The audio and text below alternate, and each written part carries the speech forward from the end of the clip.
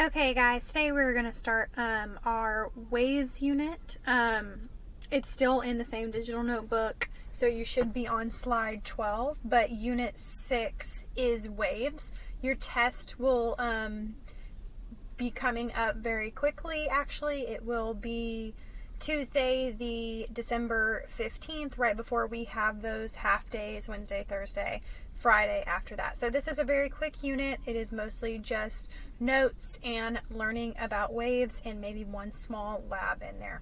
So the first thing is, guys, waves are carrying energy through matter and space. So I'm needing to carry something. That's what waves are doing for me. So let's type that in here. Waves carry energy through matter and space. So they are carrying something from one place to another. Okay, there is two different types or categories of waves. There's mechanical and then there's electromagnetic. We're going to talk more about mechanical today, but just right here, mechanical is waves that require a medium, so something to travel through. A medium could be something like a solid, liquid, gases, air, water, or land. Any of those are mediums. So mechanical does require a medium. So waves that require a medium to travel through. Okay, remember those mediums could be something like a solid, liquid, gas, something like air, water, or land. Okay, so my wave could travel through all of those things. An example of that would be sound waves. Okay, sound waves have to have a medium to travel through. For example, if I'm talking out loud, my sound waves are moving through air right now. It has to have that air to move through. Water, you can also do sound waves too, because if you've ever like put your head underneath water in like a pool and then like tried to say something to somebody else, your words are traveling. They might not be super clear, but they are definitely traveling through that water.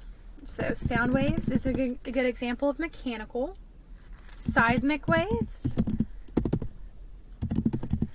This is things like earthquakes. Earthquakes, they're going to travel through that land. That land is letting it travel that energy from one place to another, and that's what actually makes the earthquake move from one location to another location. It's flowing throughout that land.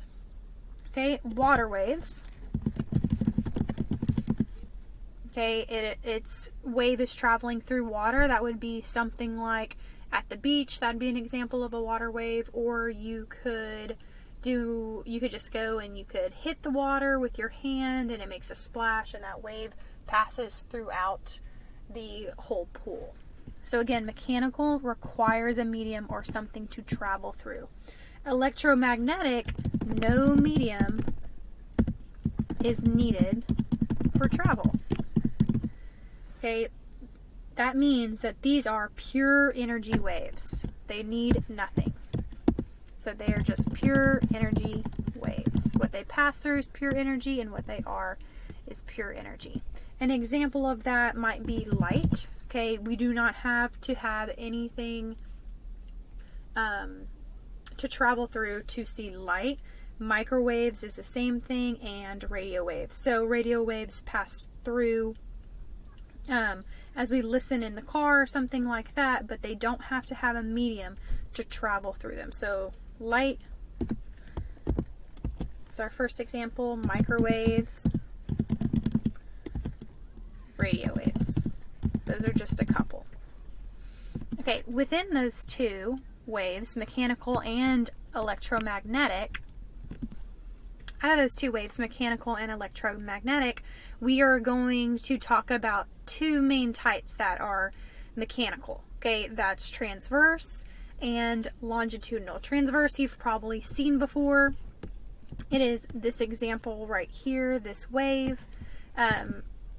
transverse waves are matter in the medium that move back and forth at right angles or perpendicular. So this right here would be the medium, okay, and then this would be the wave passing perpendicular or back and forth at right angles to the direction that it's traveling. So it might be traveling here to the right, but the wave is going up and down and up and down. And it looks like I forgot a text box to put under transverse, so I am just going to copy that one from up there and move it down here so I can write about transverse. So transverse waves, remember, is matter in mediums. So it needs mediums, it's mechanical. Matter in the medium moves back and forth at right angles or perpendicular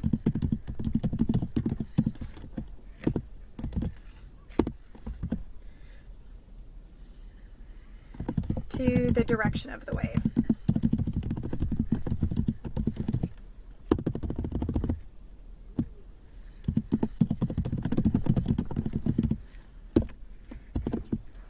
Okay, so again, this is the wave and it is moving back and forth of the direction that the wave is moving, and it is mechanical because it is requiring a medium to pass through. So wavelength, let's start with wavelength. Wavelength is from crest to crest or from top to top. Okay, so maybe we should talk about that first. Your crest is going to be your top. Okay, that's your top of your wave. Okay, and then your trough is going to be your bottom of your wave. Okay, a wavelength goes through one crest and one trough. Okay, so this goes one crest, one trough. That is our wavelength. You could also do from crest to crest. That's also a wavelength because you got the crest in there and you got the trough in there. Okay, amplitude is just pretty much the height or the distance from the line to the crest or the trough. So it could be up here from crest to the equal line, or it could be from the equal line down to the trough, as long as it's starting at the equal line and either going from the crest to the equal line or from the equal line to the trough. That is your amplitude, okay, which we'll talk about more over here. So amplitude, again, is distance from the equal line to the crest or the trough.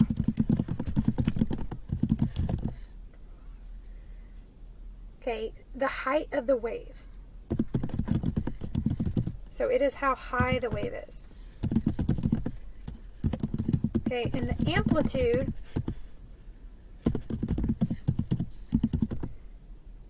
is associated with the volume. Okay, so it has to do with the volume of the wave. Okay, the next thing, your wavelength. Oh, sorry. Went over to the wrong one. Trying to do my spelling. Okay. The next one, okay, your wavelength, and this is your symbol, you are going to have to know that, is the length of one cycle of the wave. So the length of one cycle of the wave. That was like when I was saying over here, you would go from one whole wave, either from crest to crest, you could go from trough to trough, but as long as it has one crest in there and one trough, so one entire wavelength. Okay, frequency is the number of waves that pass in a given point each second. So frequency is just how often something happens. So the number of waves, so how often, or the number of waves that pass through a given point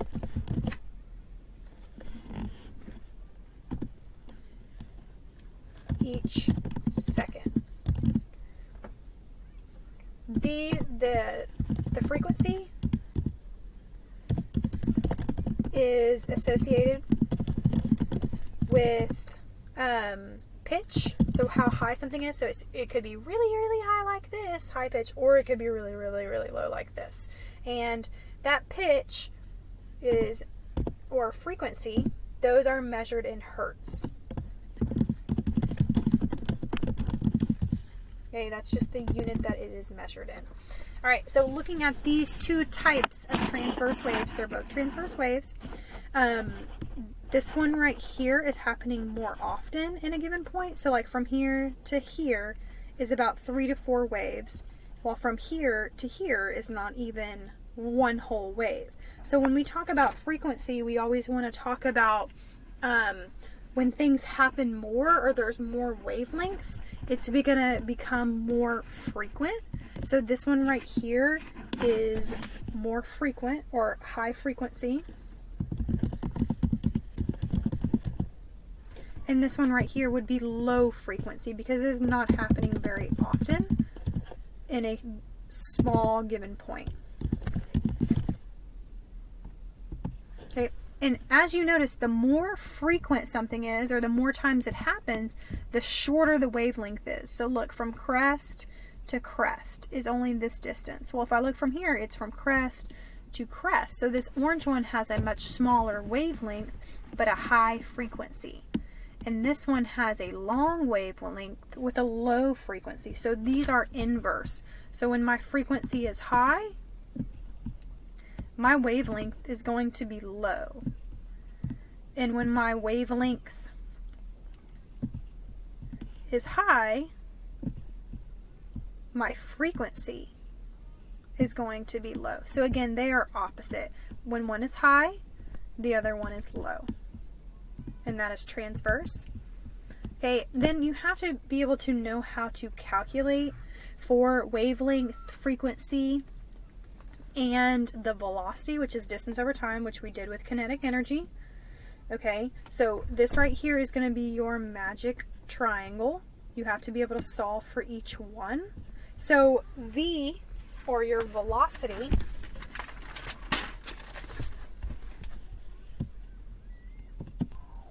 when you solve for velocity, you're going to have your frequency times your wavelength. So I'm just going to type that in. Frequency times wavelength. Which I'm going to make a little bit bigger here. Okay, frequency times wavelength, which remember this symbol right here is wavelength. Okay, when you're solving for frequency, it's going to be your velocity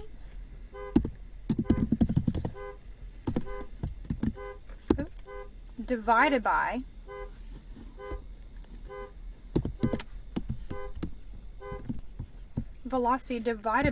your wavelength. And when you solve for wavelength, it's going to be your velocity divided by your frequency. Okay, you need to know how to solve for each one, and that's why the triangle helps you. When they're next to each other, you multiply. When they are on top of each other, you divide them. So let's look at our example right here. A musical note has a frequency of 512 hertz. If the wavelength of the note is 0.685, what is the speed of sound of that note? So if we're looking for speed of sound, we are looking for our velocity. So for velocity, we're doing frequency times wavelength. So V equals my frequency, which is 512. Oops, I didn't do equals. 512 hertz times my wavelength, which is going to be 0.685. Okay, and then I am going to get that answer, and that would be my speed of sound or my velocity. Okay, and when I multiply that out, I get 350.72. Okay, now let's move on to longitudinal waves. Longitudinal waves matter through the medium is in the same direction or parallel to the wave it's traveling. So the wave could be moving to the right, but the wave is going in that direction to see how they're compressed right here, the wave is moving in that same direction. Okay, it is not moving up and down like that, like a transverse wave was. Okay, so longitudinal wave, matter through a medium, so it's still a mechanical wave, in the same direction, or parallel to the wave traveling. Okay, so it is moving in the same direction that the wave is also moving. Okay, compression is when things are more dense. So in longitudinal waves, we have compression, which is when waves are more dense. That means they are tightly packed together. Okay, notice right here, it is very tightly packed together. Notice right here, it's not as tightly packed together. Again, here, very tight, while here, not very tight. All right, let's go over some examples of longitudinal waves. These are things like earthquakes, which travel through the ground. That's why they are a mechanical wave. They move in that same direction that the wave is moving. It's not moving above the surface of the land and then below the surface. That doesn't make sense. It's moving in the same direction as the land. Tsunamis.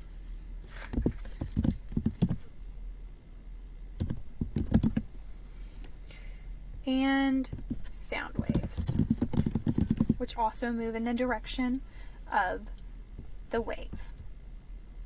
Okay, right here we are going to do a drag and drop. Wherever there is rarefaction, we are going to put it, we're going to drag it there, and wherever there's compression and wavelength, we are going to put it there. And I know I did not talk about rarefaction. Rarefaction is just the less dense area. So let's do compression first. I know compression is when it is very, very compressed, very dense. So I know I have compression here,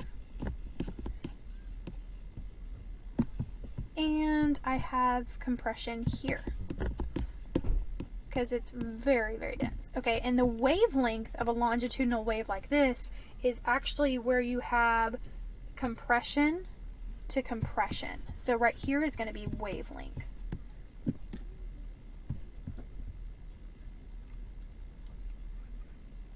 Okay, then on this other wave we have compression again, where it's tightly packed, which would be here. Right here is compressed. And then again, right here, it is compressed. Which it looks like I ran out of compression, and I should have another one. So let's just keep going and see what we come up with. Rarefaction is when it is way less compressed or less dense. So rarefaction would be happening right here, and rarefaction would be happening right here. So that means we're just one off, and let's go ahead and change this one to compression, which you should be able to do. Okay, and put it here where it is tightly packed. One thing that we did forget was wavelength. Remember, that's from compression to compression is where your wavelength is. Okay, you should be done with slides 12 and 13.